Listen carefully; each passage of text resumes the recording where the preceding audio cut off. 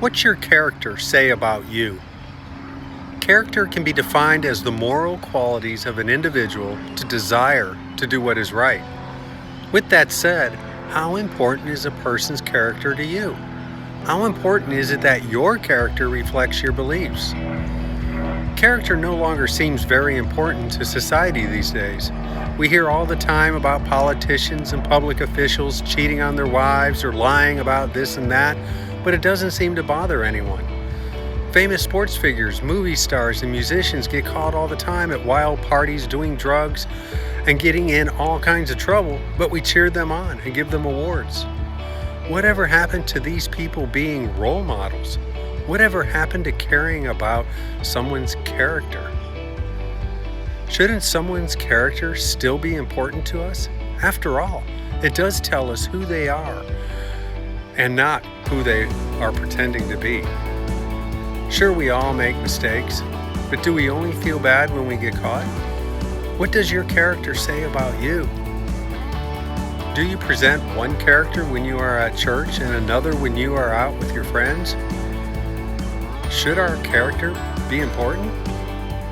If so, why do we put such little value in it these days?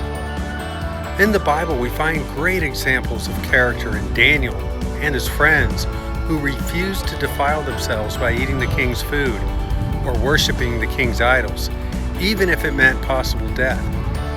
We would understand why someone might give up their character in situations like this, but nowadays people give up their character on a whim, just for the fun of it. Many times we will let our character slip so we can go along with the crowd, or so we don't get left out of the fun. We may justify it by saying everyone's doing it. But we find in Romans 12:2 that we are not to be conformed to this world, but to be transformed by Christ, to renew our minds, that we may be tested and discern what is the good and acceptable and perfect will of the Father.